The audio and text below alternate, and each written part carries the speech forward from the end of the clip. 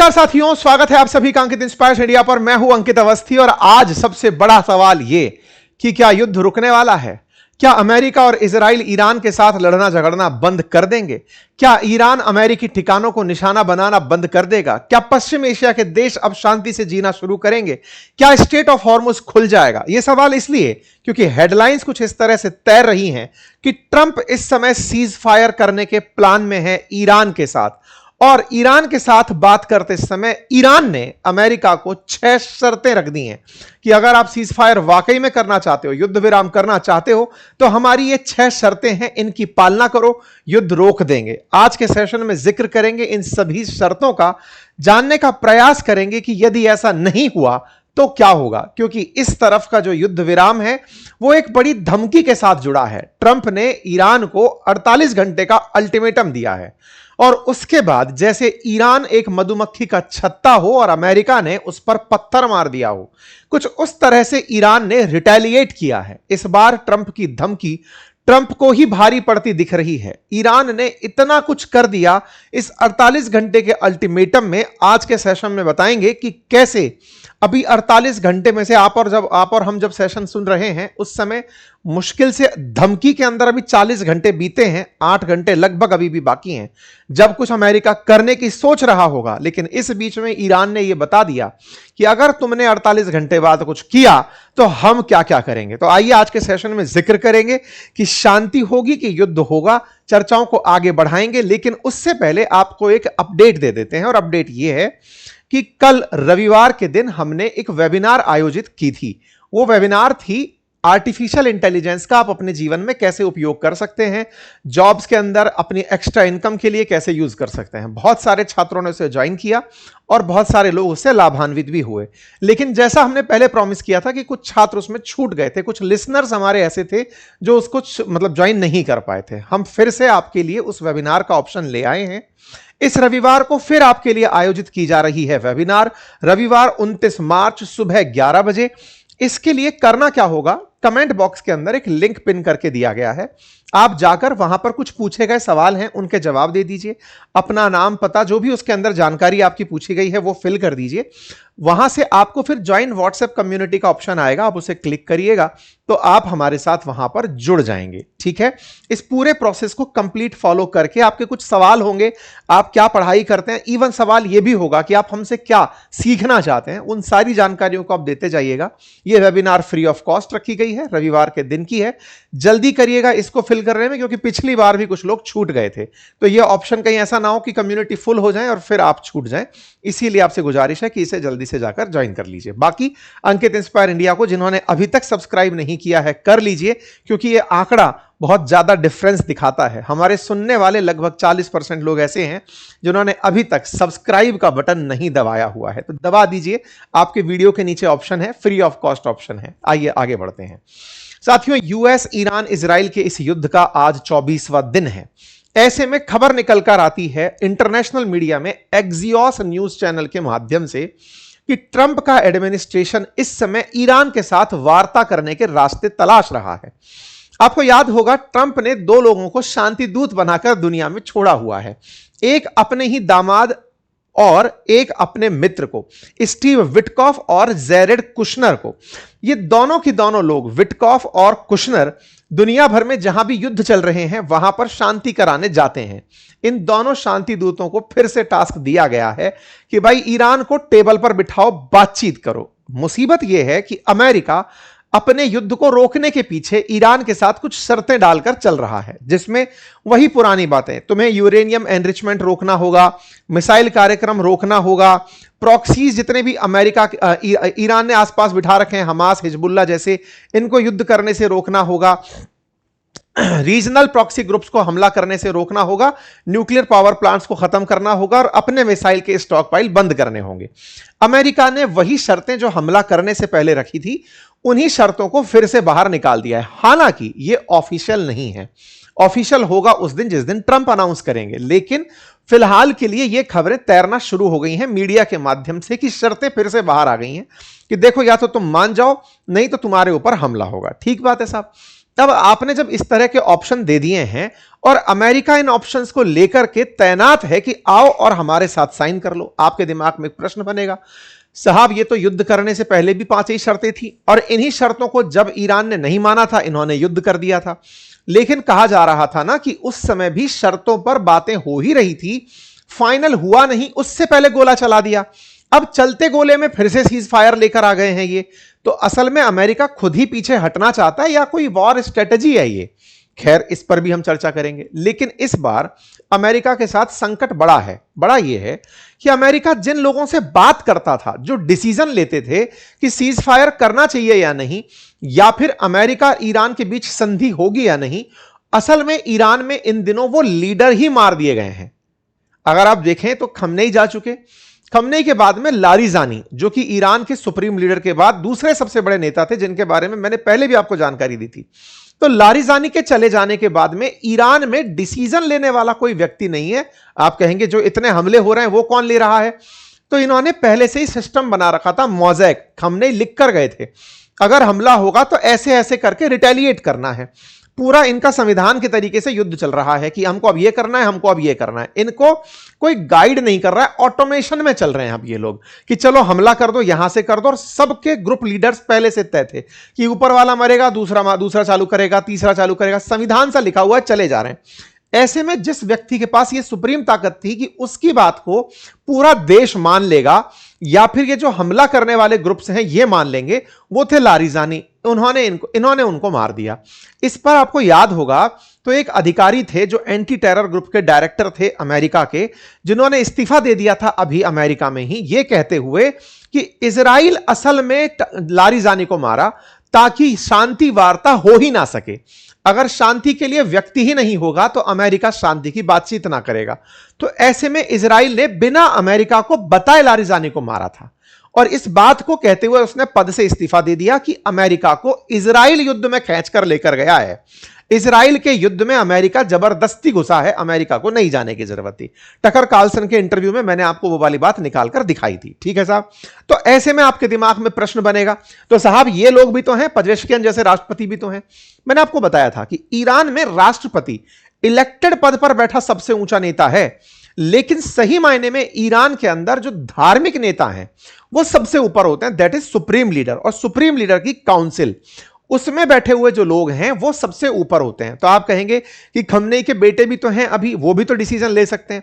देखिए उनका भी डायरेक्ट इन्वॉल्वमेंट न्यूज में कहीं सुनाई नहीं दे रहा है कि वो फैसला लेने में निर्णय ले रहे हो। अब हो सकता है उन्हें अंडरग्राउंड रखा गया हो सकता है ये ट्रैप हो सीज फायर का फेंक करके उनको लोकेट करने का कि वो कहां है, जो भी बातें हो। लेकिन फिलहाल के लिए इनकी बात अगर ये मान भी लें कि चलो मैं सीज फायर के लिए मान रहा हूं, या इनके विदेश मंत्री मान ले, तो हो सकता है कि इनके ऊपर के लीडर्स ना माने।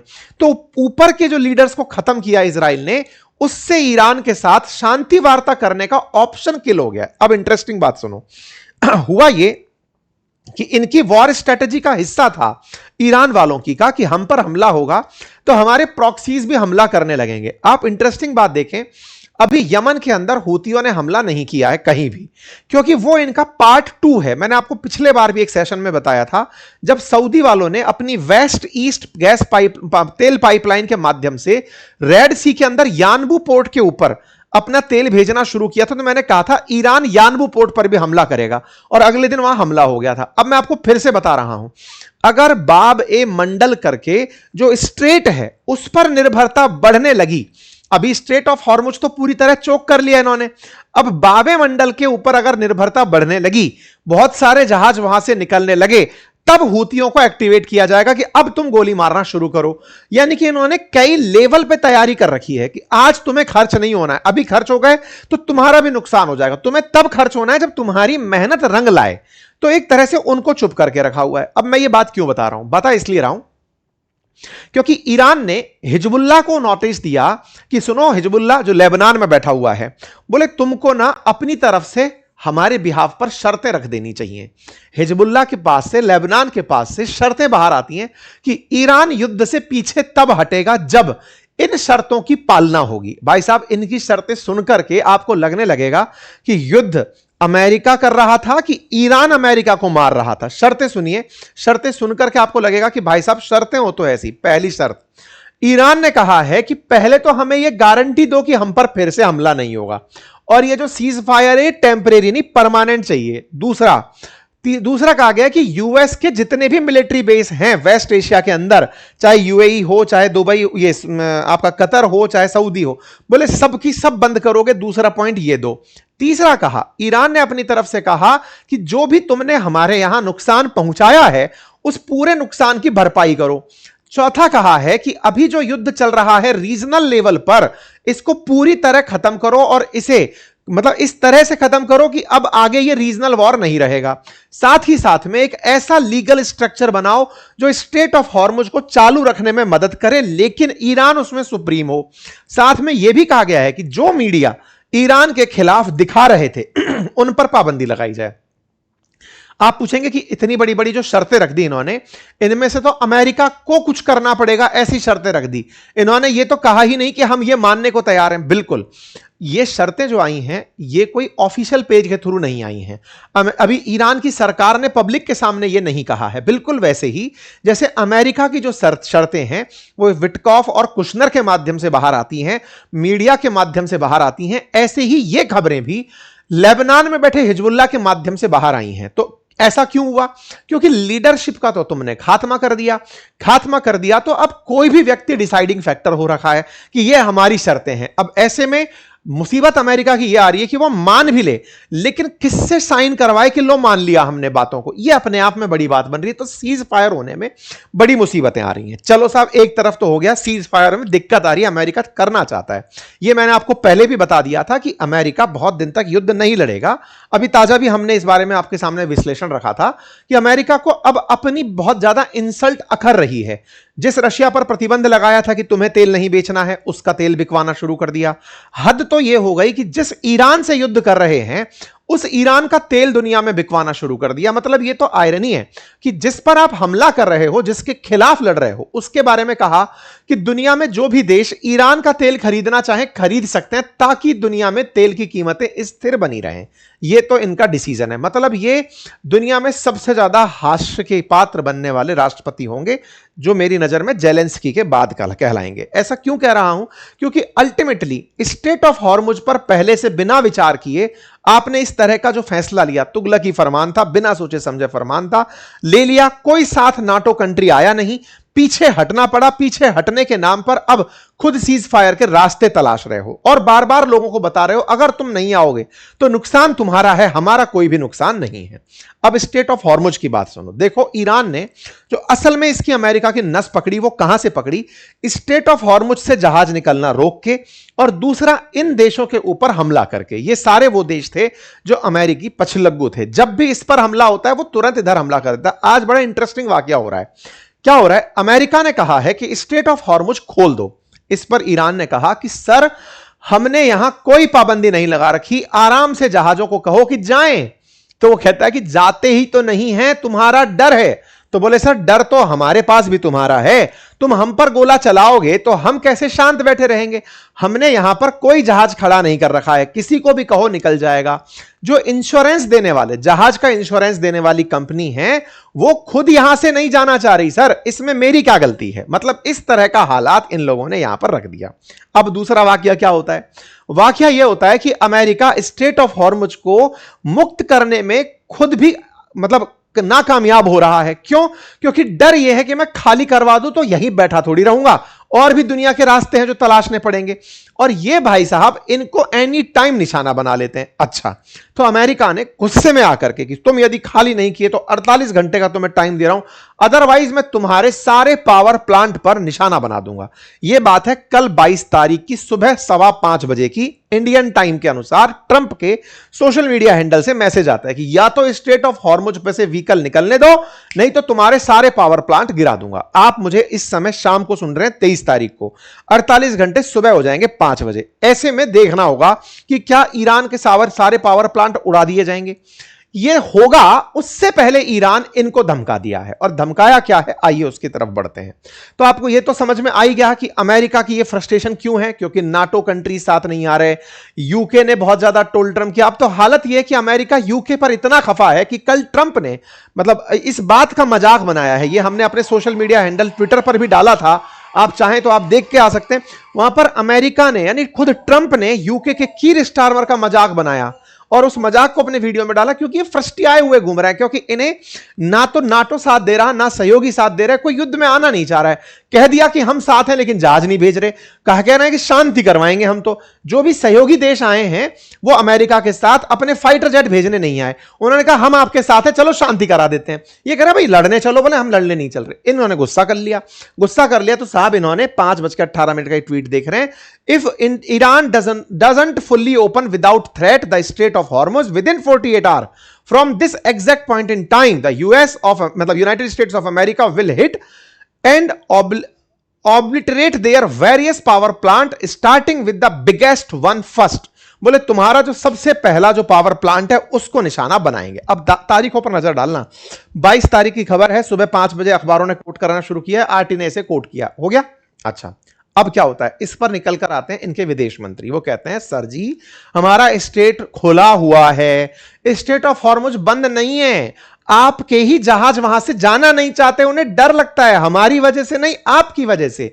आपके इंश्योरेंस देने वाली जो कंपनियां हैं वो वहां से जाने नहीं देना चाहती, आपने शांति हटा रखी है। पर कोई बात नहीं, ये तो प्यार की बात है। अब दुत्कार की बात सुनो, बात ये है कि यदि आपको लगता है कि आप हमारे ऊपर हमला करेंगे, आपको लगता है कि आप हमारे एनर्जी सिस्टम को तोड़ देंगे, तो सर ये जरा मैप देख लेना एक बार। हम अमेरिका पर हमला तो कर नहीं पाएंगे, लेकिन हमारे सामने की सामने जो पड़ोसी देश बैठे हैं ना, जिनमें अमेरिका ने अपने बेसिस बना रखे हैं, इन देशों से ये कहलवाने को मजबूर कर देंगे कि अमेरिका वापस जाओ, क्योंकि तुम्हारे चक्कर में इन देशों को छलनी होना पड़ गया है। बोले हमने इनको निशाना बना लिया है, हमने सोच लिया है। अच्छा आपको इंटरेस्टिंग बात बताता हूं, ये जो पश्चिम एशिया के देश है ना, ये सऊदी अरब हुआ, ये इराक, दुबई, ये जितने भी यूएई जितने भी देश हैं, इनके अंदर क्या डेजर्ट है, इनके पास पीने का पानी का बड़ा किल्लत है। तो ये क्या करते हैं, इस फारस की खाड़ी, पर्शियन गल्फ में जो भरा हुआ पानी है ना, इसको डिसैलिनेट करते हैं, यानी नमकीन पानी होता है तो उसका सलाइन यानी कि नमकीन निकालते हैं, नमक बाहर निकालते हैं और फिर उसे मीठा बना के पीते हैं। इनके यहां पर तेल की रिफाइनिंग से ज्यादा पानी की रिफाइनिंग मायने रखती है इन देशवासियों के लिए। तेल सस्ता पड़ रहा है क्योंकि निकालने का सिस्टम बड़ा है, पानी रिफाइन करके इनको पीना पड़ता है। आम जन के लिए पीने का पानी समुद्र से निकाल के लाना पड़ता है, अपने आप में महंगा प्रोसेस है और इनके लिए अफोर्ड करना बहुत भारी पड़ता है। तो इन्होंने कहा सुनो, तुम हमारी बिजली बंद करोगे, हम तुम्हारा पानी बंद कर देंगे। बिजली के बिना तो हम फिर भी रह लेंगे बेटा, लेकिन पानी के बिना तुम लोग नहीं रह पाओगे, पानी का पूरा सिस्टम हिला देंगे, ये ध्यान रखना।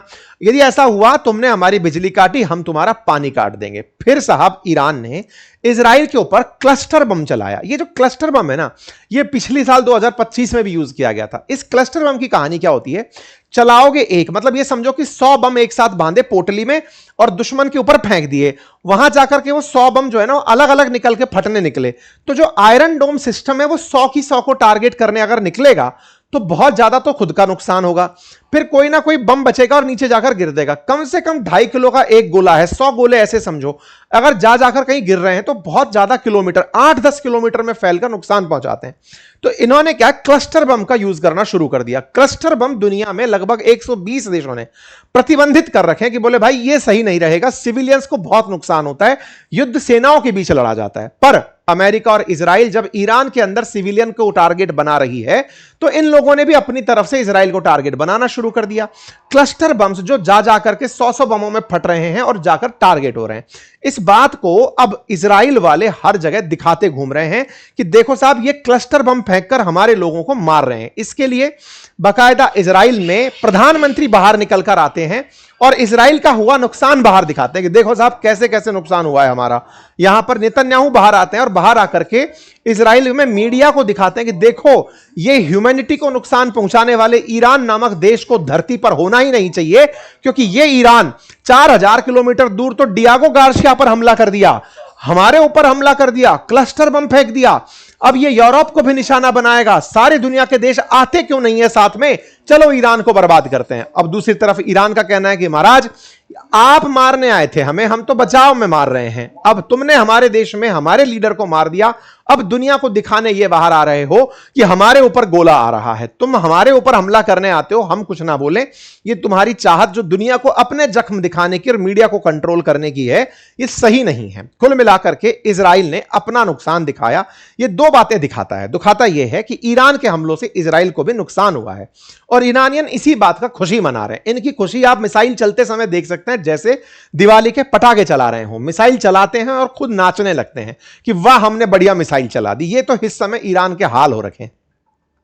अल जजीरा ने बकायदा एक वीडियो क्लिप जारी की जिसमें बताया कि अभी जो आपने मिसाइल देखी है ना, वो तो समझो कि बर्फ के गोले के ऊपर एक छोटा सा टिप है, टिप ऑफ आइसबर्ग है। अभी इनके पास में इतनी मिसाइलों का असलाह बाकी है जिसका इस्तेमाल होना बाकी है। अमेरिका और इजराइल सतर्क रहे कि हमारी ये मिसाइलें अभी यूज नहीं हुई हैं और ये तुम्हारे लिए ही रखी हैं। सीज फायर तुम्हारी जरूरत हो सकती है, हमारे पास अब खोने के लिए कुछ नहीं है। यही कारण है कि अब तो ये मिसाइलों पर लिख लिख करके मिसाइल चला रहे हैं। जैसे हम लोग मकर संक्रांति पर पतंग उड़ाकर उस पर संदेश लिख देते हैं, कुछ लोग ऐसा करते हैं कि उस पर कुछ लिख दिया, जिसको मिले उसके लिए कुछ संदेश होता है। ऐसे ये मिसाइलों पर संदेश लिखकर चल दे रहे हैं और लिख दे रहे हैं कि ईरानी मिसाइलों पर लिख रहे हैं कि साहब this war is not only illegal but inhumane. ऐसा एक पोस्टर लिख दे रहे हैं। ये पोस्टर के पीछे का कारण क्या है? नाटो का सहयोगी देश है स्पेन। जब अमेरिका ने स्पेन में अपने जहाज खड़ा करने की डिमांड की थी तब उन्होंने मना कर दिया था और उन्होंने साफ कहा था कि यह युद्ध का समय नहीं है, यह गलत समय है। आप मतलब स्पेन के प्रधानमंत्री ने यह वाली बात बोली थी कि आप ये जो हमला कर रहे हो यह गैर कानूनी है और गैर मानवीय है। इस बात को ये मिसाइलों पर पोस्टर चिपकाकर फिर उस मिसाइल को चला दे रहे हैं कि देखो साहब हम तो कह रहे थे। ईरान वाले इस तरह से अब अमेरिका की मौकरी बना रहे हैं, F-35 लिख करके कि अब ये वाली मिसाइल जाएगी, F-35 मारेगी।